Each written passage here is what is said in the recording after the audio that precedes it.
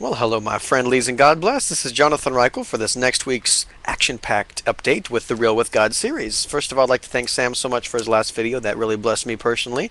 If you guys haven't checked it out yet, be sure to. I think you'll get something out of it. And we've finally been able to work through those technical issues on the northern half of the Real with God partnerage here.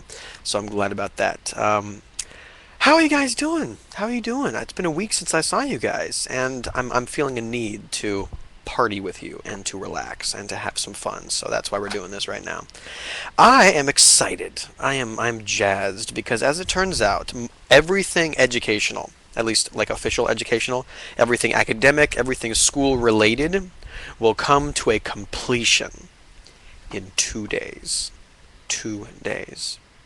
And I will have no more classes. I will have no more academic requirements. I will have no more need for my brain anymore, in some ways. And it's going to be really, really exciting to see the next steps of life. I'm going to be graduating the 9th of April.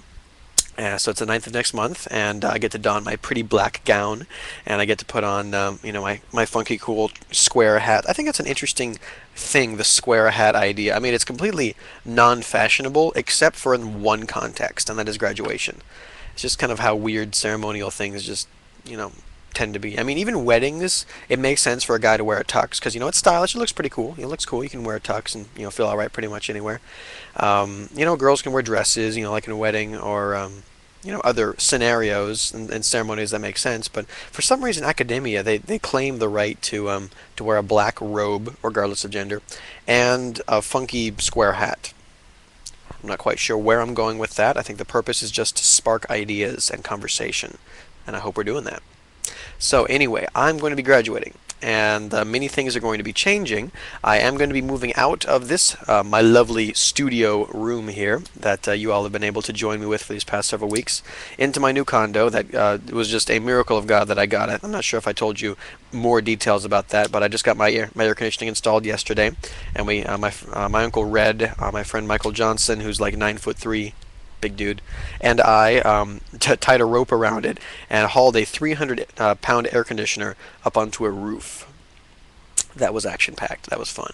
But that got installed, and I'm very, very thankful that that worked out so well, and that God has taken care. God is doing some cool stuff. And while I was thinking of how life will be progressing for this next stage of my life, it reminded me, or kind of made me think about believing. Because the things that are good in my life, the things that happen well in my life, the things that are beneficial in my life, are a direct result of somebody believing. Somebody believing. I like to think that it's me doing the believing, but honestly, I do fall short sometimes. Sometimes I fall into the trap of going, "Oh, if your will be done, then let this happen." But God has already made His will known. He's made His will known because of the Scriptures. He's told us that He wants to give us the desires of our heart. He's told us that He will supply all of our needs. He's told us that we will have what we need. And I find myself sometimes lapsing back into the old partial faith thing because I don't know, maybe it's weird. Maybe I feel like I'm afraid that if I put too much expectation on God, He won't come through. And when I think about that, that is the most ridiculous thing in the world. To think that, even in this time of graduation and where my life will change very drastically, it's been 14 years that I've been in some kind of school, and now I'm going to be free, completely free to, move on with my profession, move on with my calling.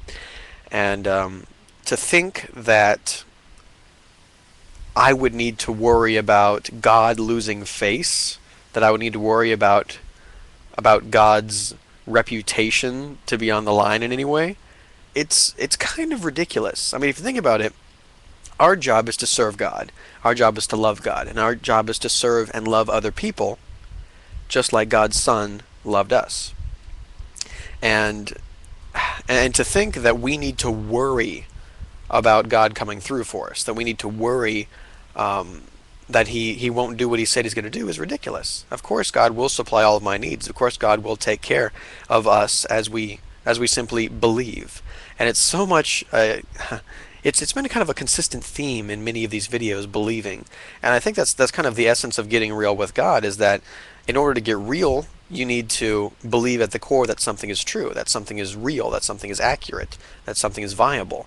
And in order for us all to get real with God, I know I personally really, really do need to just start believing on a basic rudimentary level that God most certainly every single time will supply all of our needs. He will give me the job that I need.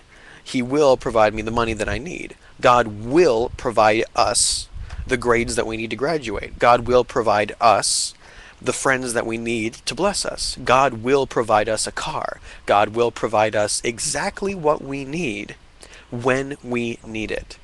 God will provide. God will provide. God will give you what you need. It makes me feel really good knowing that my Heavenly Father owns everything.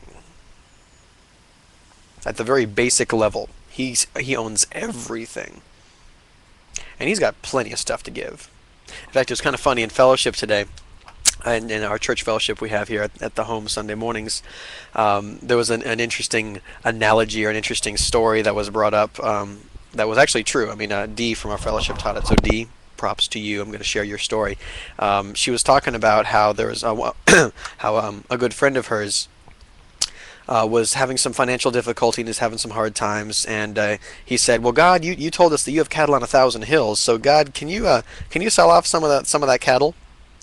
And the next day, a cowboy, a ranch hand, an owner that owns livestock, walked into his business and said, "You know what? You see, I had me some cattle, and I sold it yesterday, and for some reason, I just got the thought from God that I should come here and give you that money." So he gave the money to the guy. He gave the money to the man that asked God to sell cattle on 1,000 hills. And he believed. He believed that God, he might have believed it figuratively, that God, would sell his cattle, that God would provide for him with what he needed, but he simply believed. And not only did he get the money that he needed, but God, just for the fun of it, actually had one of his believers sell cattle, sold cattle on 1,000 hills, so that one believer would have the money that he needed. I think God has a great sense of humor, and He truly will take care of us. He'll provide for us, and He'll give us what we need. So I want you to help challenge me, and I'm going to challenge you guys. The word challenge is so overused. What should we use? I'm going to encourage you. I'm going to implore you. I'm going to beseech you lovingly that we believe for God to sell His cattle for us, that we believe that our dad, our Heavenly Father, the one who does have wealth all throughout the lands and owns the universe, will give us what we need. And that God will help us believe. That God will help us believe. So I'd like for you guys to help build my believing with stories of how God's doing that for you. Give me some advice. Give me some things to think about, so that I can be believing with you guys for stuff. So if you have any things that I can be believing with you for, please do give me a comment, send me an email, and let's believe. Let's believe. Let's get real. So, tell me, how have you guys been believing lately? What can I be believing for you for? I'd love to hear about it.